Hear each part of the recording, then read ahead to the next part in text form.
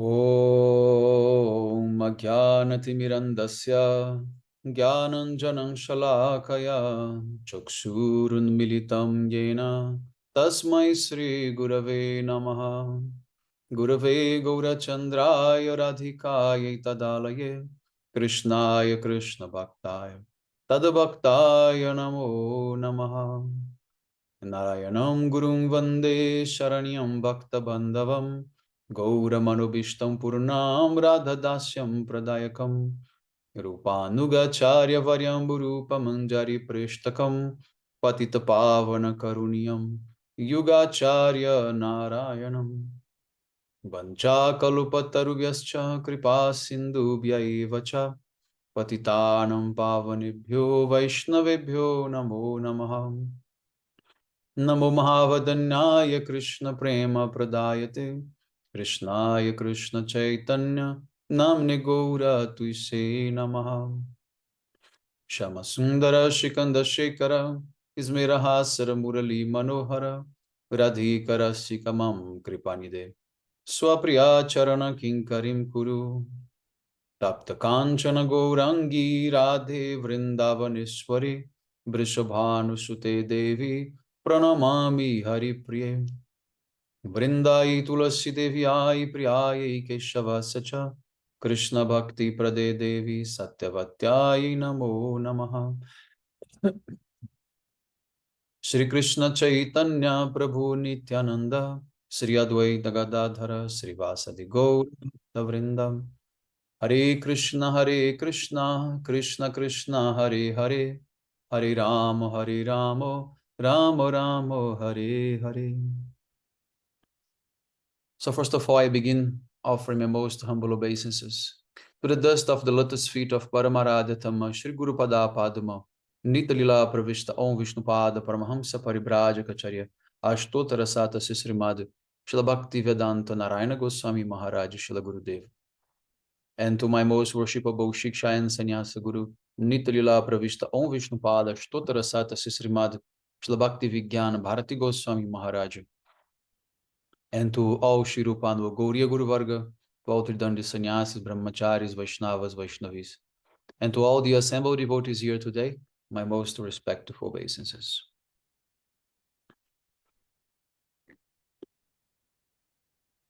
So, we are continuing with the chapter 4, now verse 12. So just to remind, we have stopped last meeting in the verse 11, which is one of the most famous verses of Bhagavad-gita, which is the Jejatha mam prapadyante tam stateva bhajamyaham mama vartaman vartante manusha partha sarvasaha. O Partha, in whichever way a person renders service to me, I reciprocate with him accordingly. Everyone follows my path in all respects. So we had a long discussion reading the purport of Srila Vishwanath Chakravarti Thakur as well as Srila Gurudev's to clarify this verse, because this verse is very misinterpreted, and many people think that, first of all, whatever paths of dharma are available, they all are going to lead to the same place. This is the first misunderstanding. And the second misunderstanding is, how is Krishna actually present in all the paths if Krishna has his own path? So how is that possible? So the first thing to understand is that actually all the paths are not leading to the same place, to the same goal. And Krishna is going to explain that better in the next verses, okay? When he says that those who worship the demigods, they will go to the demigod planets. Those who worship the forefathers, they go to the forefather planets. Those who worship the ghosts, they will have the ghosts. And those who worship me, they will come to me. So there is a lot of things to clarify. So we have done all this. And also then Krishna explains that I am actually giving the results of all the other practices, because I'm God, I'm the supreme controller. So this is how Krishna says that everyone follows his path, because ultimately, even if people follows the Vaidism like Buddhists, Krishna says, I become the void to award them what they want. If they worship demigods, I am giving the fruits of that worship, not actually the demigods, because Krishna is the supreme controller. So nothing can go against Krishna's will and wish and control. Okay, so if you wish to go deeper in that, you can just read again all the purports. Otherwise, our last lecture was also very clear in that. So now let us go to the verse 12.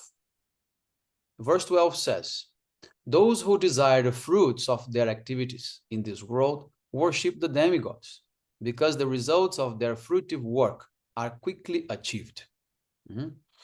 So this is the materialistic people, those who are called karmis. They worship demigods. Why? Because demigods, they can be easily pleased, and they also can easily fulfill whatever you want. They will never judge what you ask them. So this is one point, very important. The point is that if you worship Krishna or Narayan, Ram, any form of God, they will not give you whatever you want. They only give you what is good for your spiritual life. So they have discrimination, they have judgments. But demigods, because they are not omniscient, they are not Trikalagya, they are not Sarvagya, they are also deluded by Maya. They cannot discriminate if that is good or not for you. So they are just going to supply whatever you want. Right? So this is the danger of worshipping demigods. So Krishna is telling very clear here, those who worship them, they get quickly the results desired. Okay? So next is the 13th verse. Also very famous verse, in which Krishna says, Chatur varnyam maya shrishtam guna karma vibhagasah tasya kartaram api mam vidhi akartaram avayam. The fourfold system of varnas, Brahmana, Kshatriya, Vaishya, and Shudra, was created by me according to the divisions of quality, guna, and work, karma. Although I am the creator of this system, you should know that I am the immutable non-doer. Also very interesting,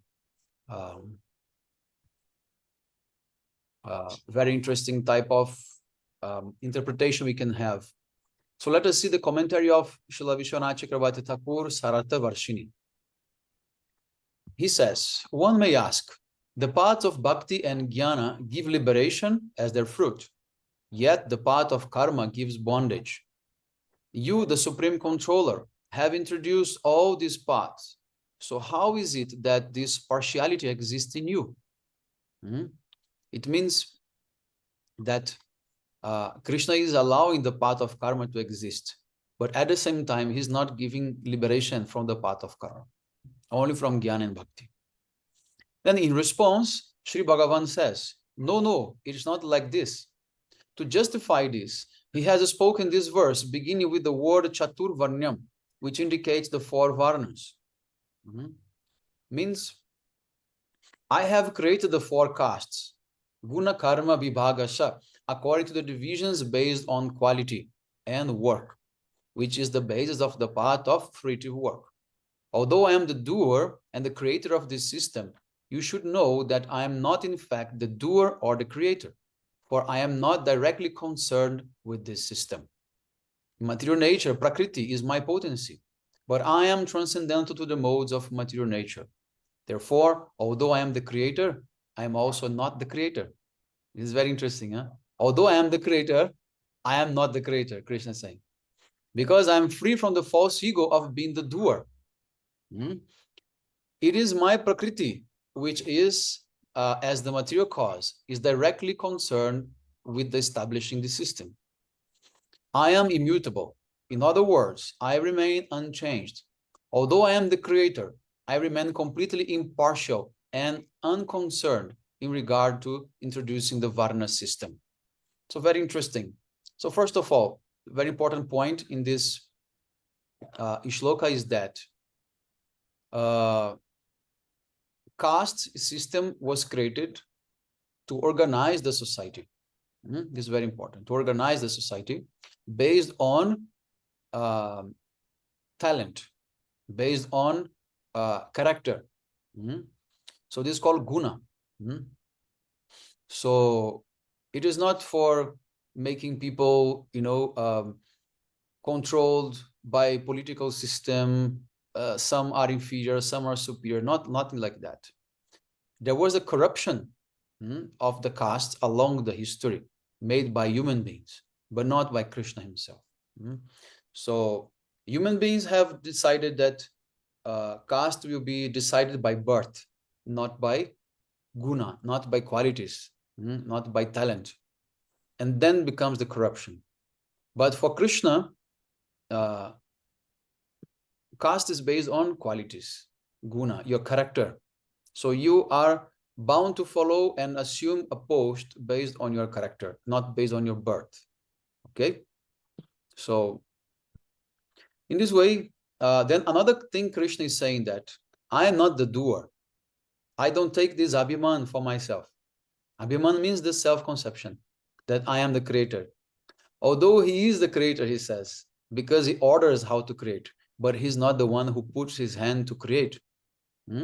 So he's not concerned about all these things, because Prakriti, his Shakti, Maya Shakti.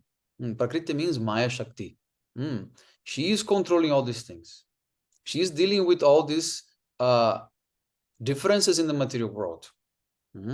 But Krishna is not. In this way, Krishna says, I'm not the doer. Okay. If that is clear, we can move to the next verse. Next very important verse of this is the verse 17.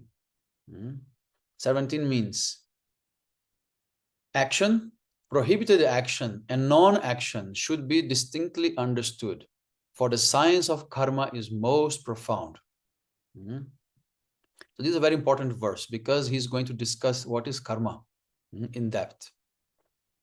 So first of all, in the commentary of Srila Vishwanath Chakravarti Thakur, Sarata Varshini, he says, forbidden action is called vikarma.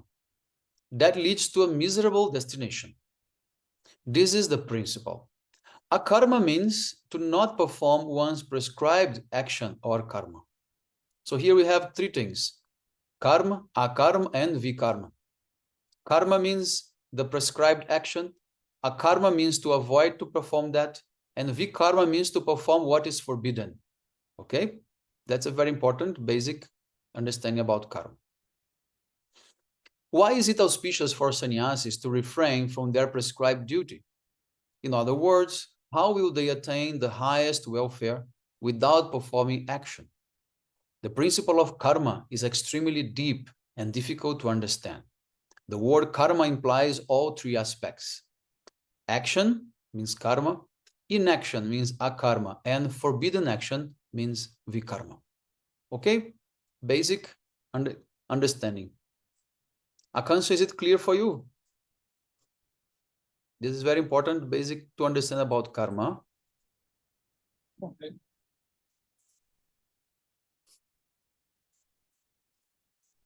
Okay. So, yes. All right, then next verse is verse 18. One who sees action in inaction and inaction in action is truly wise among men. He is a yogi and transcendentally situated, even though he performs all sorts of activities. This is a very, very nice verse. And many people who are following Buddhism, they will also misrepresent this verse, and they will think that inaction is something else. But here, Krishna, he will explain very nicely what is inaction. And I'm going to take Gurudev's purport, Sarata Varashini Prakashika Vritti. And Gurudev says, all karma performed by a Nishkama Karma Yogi is inaction or akarma, in the form of karma sannyasa. We are going to, in the future, see what is karma sannyasa, all these things. But here, basically, Nishkama karma. Nishkama karma means when you perform the action without having desire to enjoy the fruits of that action. Nishkam. Nis means without, and kama means desire. So without the desire to enjoy the fruits of karma, this is called nishkama karma. So that is called the nishkama karma yogi. The person who is performing that, this is called inaction, in the form of karma sannyasa. Karma sannyasa means to renounce the fruits of your action, okay? That's why it is called karma sannyasa. Renunciation of the fruits of action constitutes his performance of nishkama karma. Although nishkama karma yogis perform all types of action, they are not considered karmis or fruitive workers. For them, action and inaction are the same. On the other hand, so-called jnanis, who have artificially renounced their prescribed duties, but whose conduct is poor due to their impure hearts, who are proud, and who praise themselves are condemnable. Okay, so here, what Srila Gurudev is saying is that those who are renouncing the fruits of their work, this is called inaction, and the work calls action. So they are performing action and inaction in action. Okay. So, and what is the topmost inaction? Since in this world we have to act, there is no point of not acting, right? As soon as you are living, as long as you are living, you have to act. So what is the way to act without action? What is inaction? This is called devotion. So when you act through devotion, through bhakti, this is called inaction. This is called inaction. So those who are Buddhists, they sometimes say that we should come to the state of inaction, and just means give up everything. But is it possible to give up everything? To stop breathing, to stop digesting, to stop sitting? This is also doing something. If you sit for meditation, this is doing something. So if you are meditating for yourself, then this is called karma. So a Buddhist, he's nothing better than a karmi, a fruitive worker. He's working for himself. Although he's seeking for liberation, but that liberation is for himself. That has nothing to do with devotion, that has nothing to do with service for God. So therefore, he's not better than a karmi. This is what Gurudev is saying here. So therefore, a nishkama karma yogi is better than the so-called jnanis. They artificially renounced their prescribed duties. Gurudev is saying here, they artificially renounced their prescribed duties, but whose conduct is poor due to their impure hearts are proud. This is the one type of Buddhist. Buddhist is also one type of jnani. They are always trying to get knowledge about the mind, about the world, how the Panchabhutas are, acting, how people are suffering. This is material jnana. So then Gurudev is saying the so-called jnanis, a Buddhist is a so-called jnani. He has no real knowledge of the supreme absolute truth. His only concern is how to stop suffering, how to put the mind in a void, and how to become indifferent with the problems of the world. So there is no actually inaction for a Buddhist. Nevertheless, they're always promoting this type of concept. So they are only dwelling in the level of mind. Understand? They only discuss ideas.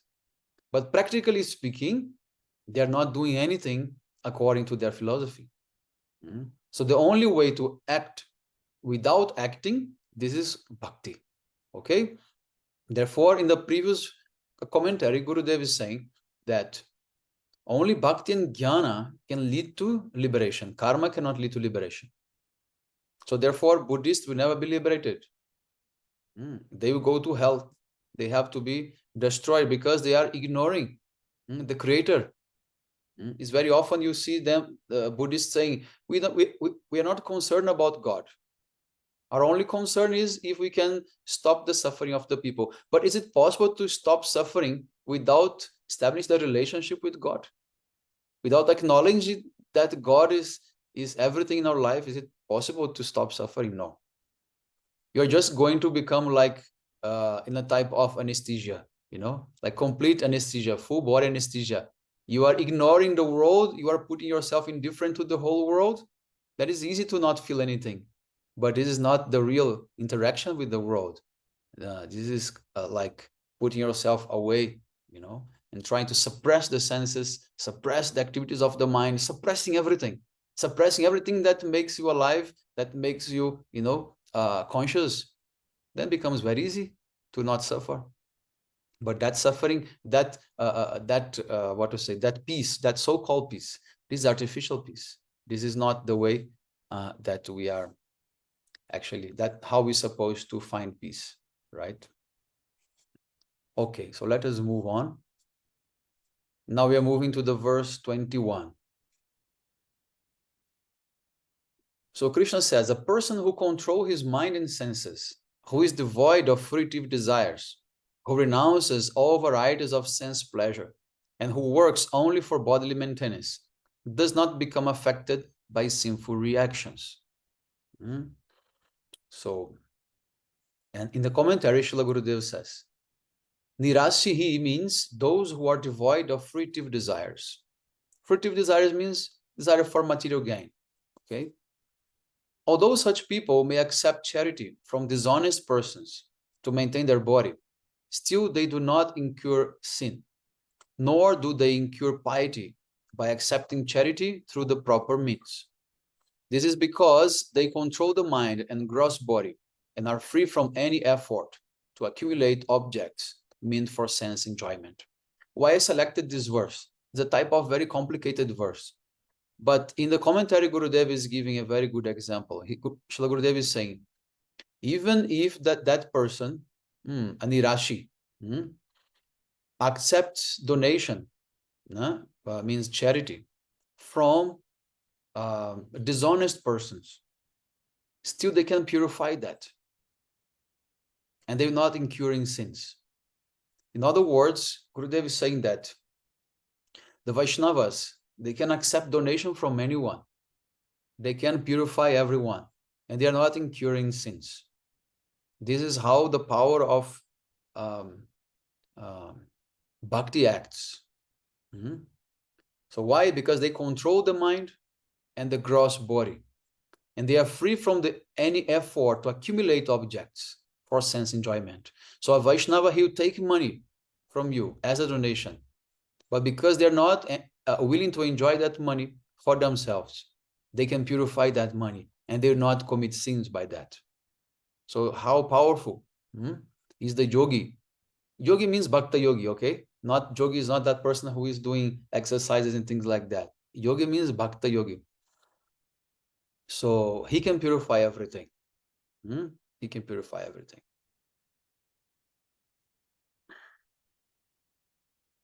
I have seen sometimes some Vaishnavas fearing to receive donation from some sources. I have seen. But according to the scriptures, they can accept. If they're able to digest that, they can accept. But if they cannot digest, then better to avoid. Isn't it, Punam Didi? Perhaps we have seen some type of situations like that. So, but Vaishnavas, they can digest, anything. Yeah, nowadays I see many situations of that kind where I feel they should not be taking because they're not able to digest. Yes, definitely. That's the thing. As far as I remember, Srila Bhakti Shri Rup Siddhanti Goswami Maharaj, he had a disciple who was a gunda, a mafia guy, right? Who came to the temple to cause many problems, and he converted him. Afterwards, he gave all his wealth to him, and he accepted, and he made many, many things with that money. Anyway, so let us move now, verse 22. He who is satisfied with objects that come of their own accord, who tolerates dualities such as heat and cold, who is free from envy, and who remains equipoised in success and failure, even while performing action, is not bound by it. This is a very nice verse. So we should be satisfied in the sense that we should only be satisfied with whatever comes by their own accord to us, right? Whatever life is giving to us, we should tolerate that. We should accept that and be satisfied.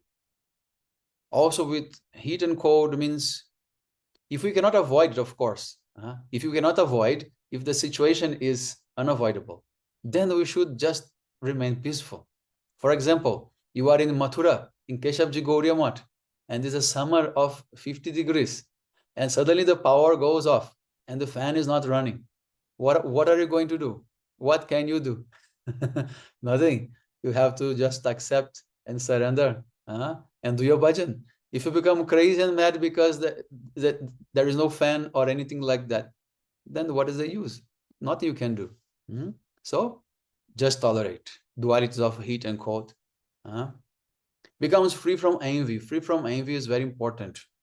Srila Bhakti, Srila Gaur Govinda Goswami Maharaj from ISKCON, he has a nice article in which he writes, for a Vaishnava world without envy.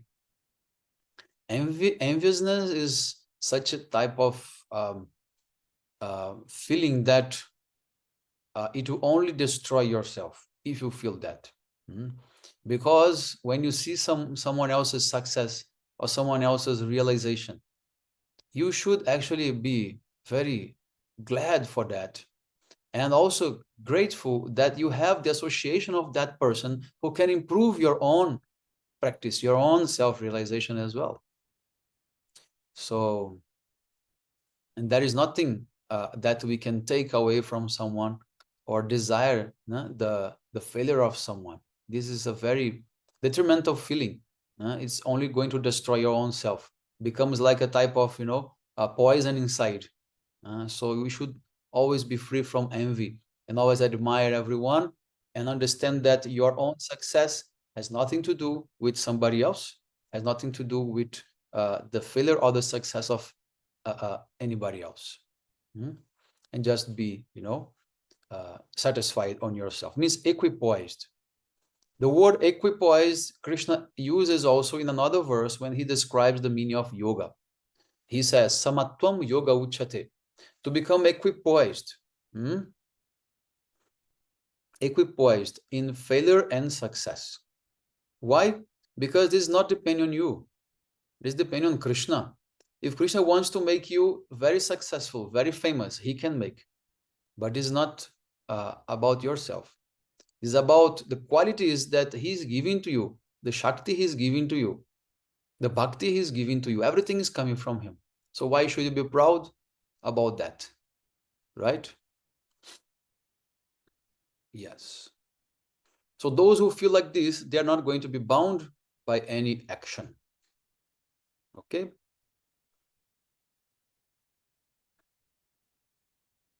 So then Srila Gurudeva says, karma performed for the pleasure of Sri Bhagavan never becomes a cause of bondage to the material world. Such action for the pleasure of Bhagavan is described here as akarma bhava, the state of inaction. So this information connects with the verse that we read previously, the verse 14, if I'm not mistaken. But Gurudev gives the final answer only in the purport of the verse 23, okay, in which he says, I repeat to make it very clear, work or karma performed for the pleasure of Sri Bhagavan, means bhakti, never becomes a cause of bondage, means it will never cause either a good karma or a bad karma. It is going to give you bhakti only. It will give you liberation. Such action for the pleasure of Bhagavan is described here as akarma bhav, the state of inaction. So the state of inaction or no action, this is called akarma bhav, means bhakti. Okay, this is the final. Gurudev is giving this very clear. If there is any doubt. Okay. So let us move on. Move on for the next very important verse. Maharaj, Yes. Maharaj, could you explain me the karma also in this term, the example that you just gave, how, so that I can link it? to explain vikarma. Yeah. So like work or karma performed for bhakti will give you liberation. Now, if I have to connect this so that I can understand the opposite of this, is that opposite would be vikarma, right? Yeah. No. The definitions that I gave before of karma, they're general.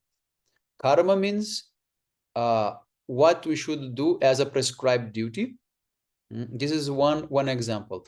So you have to follow varnashram dharma, because that was in the context of the varnas and ashrams, right? So every varna, every ashram has their prescribed duty. This is called karma. Okay. So but nothing to do with bhakti in the sense, just duties in general. Then you have akarma. Akarma is when you avoid to perform the prescribed duties. What Arjuna wanted to do. When Arjuna wants to avoid fighting, he wants to avoid his dharma of kshatriya.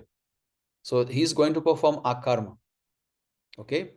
But in his mind, he thought that if he would kill the relatives, that is going to be vikarma, or the forbidden activities. Means because to kill someone, this is forbidden, right? But if you do this vikarma by the order of Krishna, this vikarma becomes bhakti. I think this is the answer you want, right?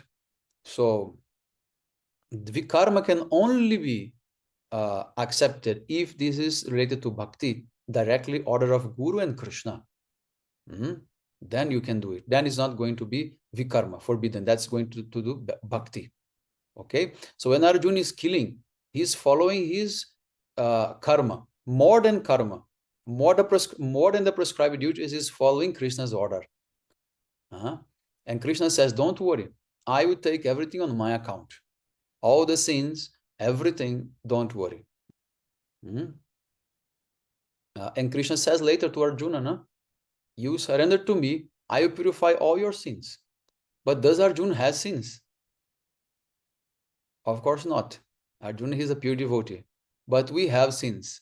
So this instruction is for us. Right? This instruction is for us. All right. So then we come to the verse 29. Verse 29.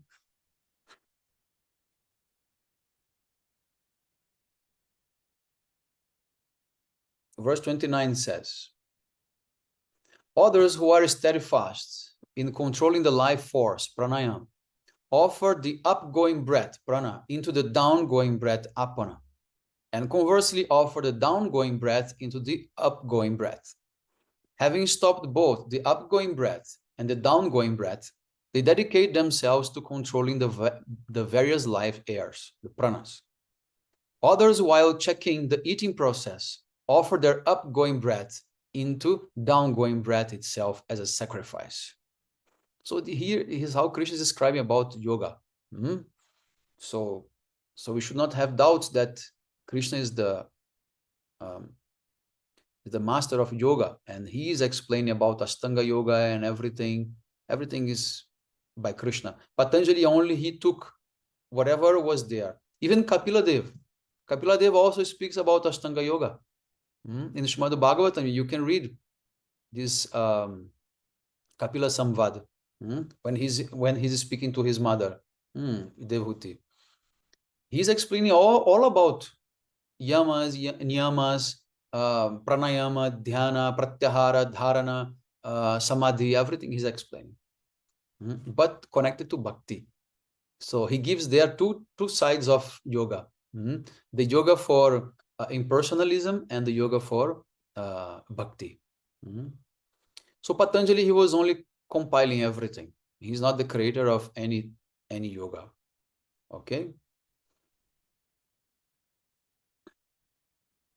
So here, the interesting thing I'm going to show is the last part of the commentary of Srila Gurudev, in which Gurudev is describing the types of yagyas. Why? Because by the end of the verse, Krishna is saying that the yogi is offering one breath to the other breath as a sacrifice, as a yagya.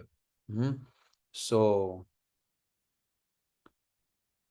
you see, I'm showing the word here.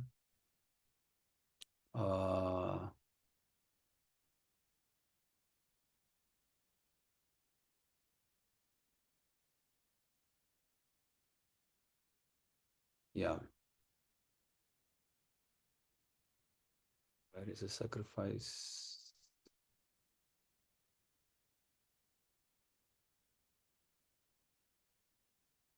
Juvati. Juvati means offering, means the sacrifice. So then at the end of the purport, Gurudev, he explains the different types of yagyas or sacrifices. So Gurudev is saying the Smritis describe sacrifices such as Dravya Yagya, means offering material possessions in charity. Then Tapo Yagya, performing difficult austerities. Yoga Yagya, performing the eightfold processes of Ashtanga Yoga. And Swadhyaya Jnana Yagya, studying the Vedas to acquire knowledge. While the Tantra Shastras describe Hatha Yoga and various other types of vows for controlling the senses. However, the best type of sacrifice in this Kali Yuga, when people have but short lifespans and very little intelligence, is the natural and easily perfected Sankirtana Yagya, the chanting of the holy names. Not only every human, but every living entity has the right to perform Sankirtana Yagya. Then there is a verse in the Srimad Bhagavatam 11.532. Krishna Varnam Tuisha Krishnam Sangopangastra Parshadam Yagei Sankirtana Prayer Yajantihi Sumeda Saha. Those who are intelligent, Sumeda, very intelligent, they only perform one type of sacrifice. What is that sacrifice? Yagei Sankirtana Prayer, the chanting of the holy names, Harinama Sankirtana. So the best type of sacrifice, which means encompasses all the other sacrifices. This is called chanting the holy names. Hare Krishna, Krishna Krishna, Hare Hare, Hare Ram, Rama Ram, Hare Hare. So don't have doubts about that. Sometimes we do the yagya, like the fire sacrifice, Havan. Why we do that? Because the common people, they have to see things by their senses. They have to see the fire burning and mantras and grains being, thrown and so many types of things. Then they understand, okay, something is going on here.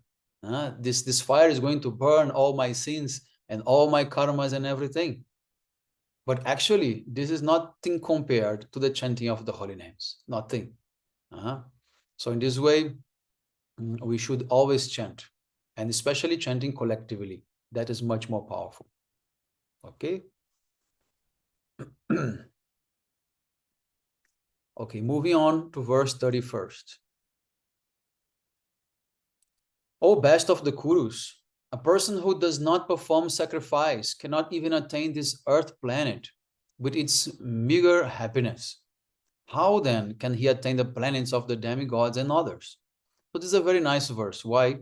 Because Krishna is saying, you want success in any aspect of life, you have to perform sacrifices. So according to your level of consciousness, you are going to perform different types of sacrifices. So as we described before, you can do tapasya, you can do Ashtanga Yoga, pranayam, asanas, etc. You can do charity. This is one type of sacrifice because you are taking your own money and giving away, right? So something you have to do. You cannot go without sacrifice. You cannot go. But what is the best type of sacrifice that can give you not only material prosperity and material benefits, but also spiritual, is the Harinam Sankirtan. So by chanting Harinam, you are actually performing all types of sacrifices. So what we speak of achieving the human birth again, what we speak of going to Swarga, you are going to Goloka Vrindavan, you are going to the transcendental abode of the Supreme Lord. So always chant, always chant. And if you are not chanting, then you have to do other things. But if you take the life in vain without any activity, not possible. So at least every day you should chant at least 2 rounds. One in the morning, one in the evening, otherwise 2 in the morning, 2 in the evening. At least. If you're not performing that, then life is going to be tough, very tough. Because karma is going to grab you and hold you, and many things will be there. So remember, all our great acharyas, before they display enormous success, they have taken some time for chanting. Srila Bhaktisiddhanta Saraswati Thakur, 10 years chanting, 3 lakhs every day, means 192 rounds every day for almost 10 years to complete 1 billion names vow, right? And what he did, he established this Gauriya mission in the whole world. He established. It was under his strength. So the amount of bhajan he did to accomplish that. So what to speak of us? He is a pure devotee. He is Mahabhagavat. And he has to do things. Why? To show us. Srila Gurudev also. Srila Gurudev also, he did intense bhajan. Srila Swami Prabhupada, he did also intense bhajan before accomplishing all these things. So if you want to accomplish something, you have to chant. There is no other way. Things are not going to fall on your head by any miracle or any like if you are special or anything like that, Krishna is going to favor you. No, he's only going to favor you if you worship him, if you serve him, if you engage. Otherwise, no. Okay, so don't take things cheaply.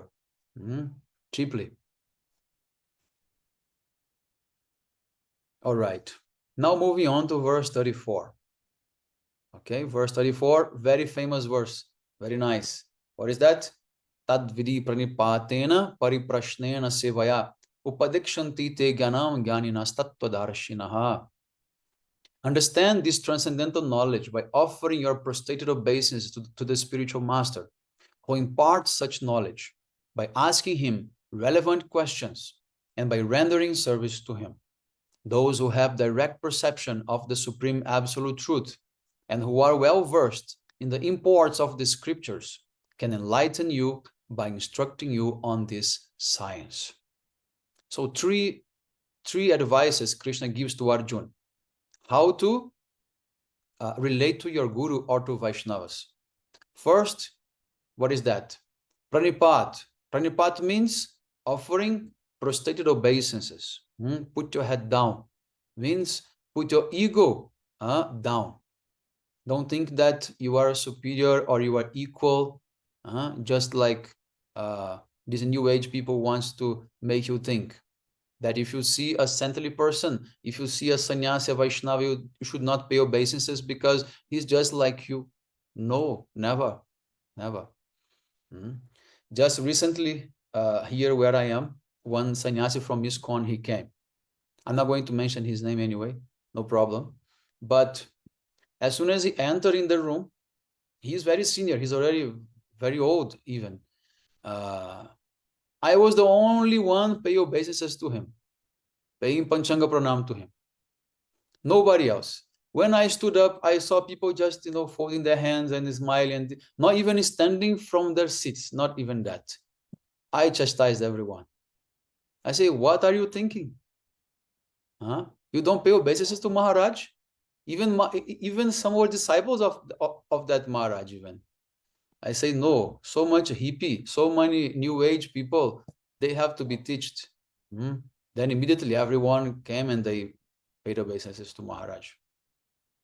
Because Maharaj by himself, he will never say such a thing. Of course, we should never say things like this for us. But for others, we have to, put the example. So in this way, first thing is pranipat. Tad vidhi pranipatena. Then pariprashnena means to make relevant questions, not foolish questions, not stupid questions, but relevant questions. What are these relevant questions? Who am I? Who is God? How can I serve God? How can I connect myself with God? How can I be delivered from this material world? How can I serve you? Gurudev, how can I serve you? This is the best question you can ask to Gurudev. How can I serve you?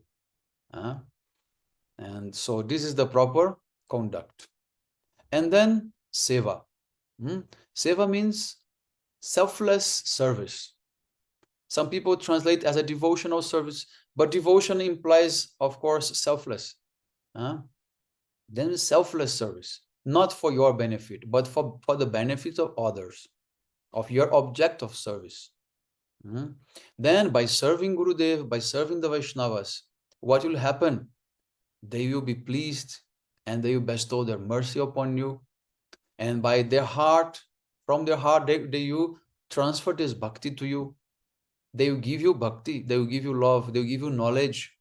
They will guide you in this path. So without service, you sometimes cannot even get the proper answers. So although Krishna is saying in this order, first pranam, then question, then seva, I would twist a little bit this order. I would say first pranam, then seva, then questions. First deserve, then desire. Srila Bhakti Pramod Puri Goswami Maharaj used to say that, first deserve, then desire. So to deserve to have your questions answered, you have to do something. So first you come and serve. First do seva. After, whatever you want. But first you serve. This is very important. Very, very important. Okay? Never come to any temple empty-handed. Never come to see any Vaishnava empty-handed. Even if you don't have much, no problem. A little bit you have, you give, you offer. Always come for service. Okay? All right. But we can also turn around this and also justify what Krishna is saying. How? If you ask the relevant questions to Guru and Vaishnavas, this is also service.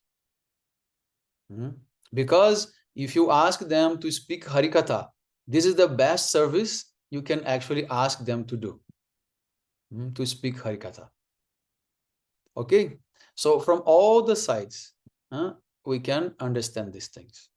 All right? But always check your qualification, your eligibility.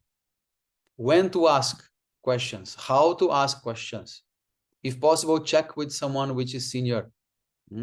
I have made this mistake before with Gurudev once, and I never want to make it again because it's very, very complicated. So always seek guidance from senior devotees. Don't approach directly someone who is much more higher than you if you don't know how to do it. This is very important. So anyway, now we are going to move to the verse 35. Verse 35 says, O Pandava, after understanding such knowledge, you never again be deluded. Through it, you will perceive all living entities, all living beings as spirit souls, and you see them in me, the all-pervading super soul. So, after you receive the knowledge, because this verse comes in sequence, so after you asking the relevant questions, you are going to be enlightened by that. And then you should what? Perceive that all living beings, they are in me. They rest in me. They depend on me. I am the all-pervading super soul. So you should see myself inside of every atom. There is a very nice thing to understand. The meaning of namaste. The meaning of namaste.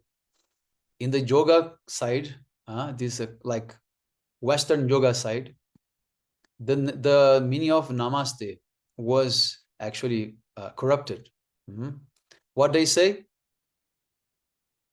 The divine which is in me is saluting the divine which is inside you. Isn't it? Means the God in me salutes the God in you. This is how they say namaste, right? But this is completely wrong. So Then what is the meaning of namaste? This is just like namaskar. This is just like a salutation, like what to say. You're just saluting someone. Instead of saying hello or hi, just say namaskar. Namaste is a very simple thing. So it means this is from myself to you, not from God to God. This is a completely absurd idea that God is saluting the other God inside. No, I am saluting you. You are in front of me. I should welcome you. And Paramatma has nothing to do with that, right? Nothing to do with that. But now comes a third interpretation of this word, which Gurudev explains very nicely in the Bhajan Rahasya book. What is that? How we should see everyone and how we should respect everyone in the supreme regard. Why? Because of this verse here. This verse says, I am present in everyone as a super soul. So the real meaning of Namaste is that I am saluting first Paramatma inside of you, then I am saluting you. So this is not God to God, not me to me. This is me to God. And then after me to you. You become worshipable because God resides in you. If even God resides in you, who am I to say that you are useless? So this is the humility of the Vaishnavas. So Vaishnavas, when they pay pranam, first of all, they pay pranam to Paramatma in everyone. And by extension, this pranam is come to your ego, to your personality, right? But who is doing that? Myself. God is not worshipping God. This is ridiculous, right? So I am worshipping God. So I am paying pranam. So my first pranam is to the Paramatma in the heart of everyone. This is called humility. One definition of humility, it's very important. What is that? Those who are submissive to God's rules, to God's desires. This is called humility. So I am humble not because I am submitted to you, submissive to you. I am first of all submissive to God's rules, because I may be submissive to you, but if I'm not submissive to God, then what type of humility is that? This is not real humility.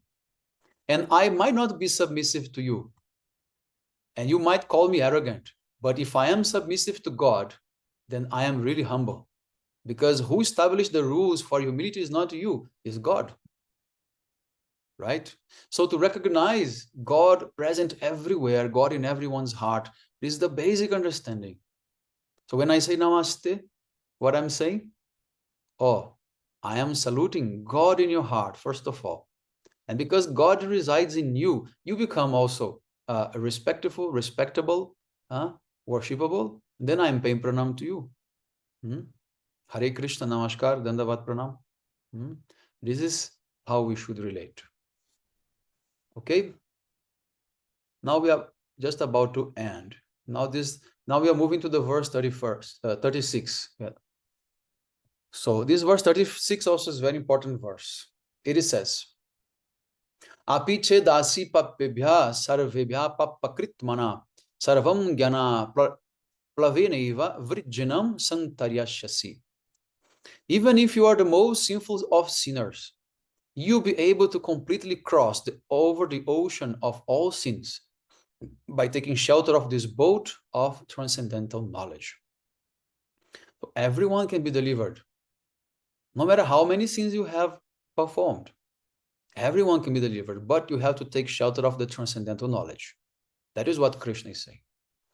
And here in the commentary of Srila Vishwanath Chakravarti Thakur, he says that the words apichet are spoken to indicate the possibility of the impossible by going against the rule. Although it is not possible, it has been spoken of as a promise in order to explain the fruit or glory of jnana. In other words, the impossible has also been mentioned as a possibility. What is the impossible? To purify the worst of all the sins. That becomes possible. Why? If you take shelter of Jnana Yoga. if you take shelter of the transcendental knowledge, knowledge of the absolute truth, okay, then you can purify everything. Then we come to the verse 37. And Krishna says, O Arjuna, just as a blazing fire burns firewood to ashes, in the same way, the fire of transcendental knowledge burns to ashes the reactions of all types of karmas. Okay? So knowledge of the transcendental absolute truth burns the reactions of all types of karmas. It means all type of sins. So what we are doing now by reading Gita, we are developing what? Jnana Yoga. We are acquiring knowledge of the absolute. Knowledge about Krishna, right? Just by studying Gita, you are burning so many karmas, so much sins, just by reading Gita, just by studying Gita.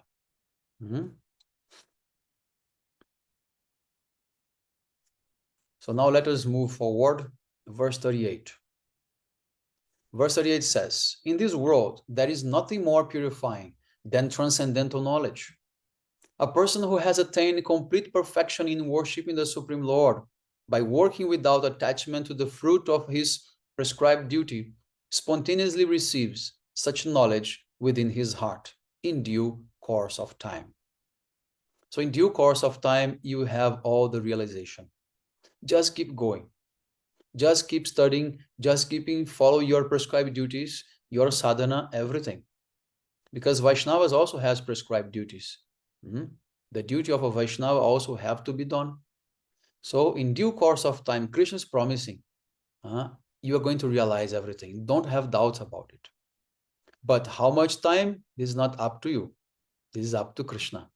So therefore he say in due course of time. He say not tomorrow, not day after tomorrow. It may be, but according to your practice, according to the way you are doing, you're going to receive.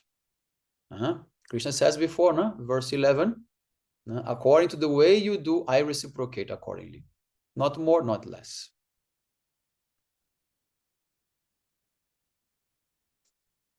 Then we are coming to the verse 42.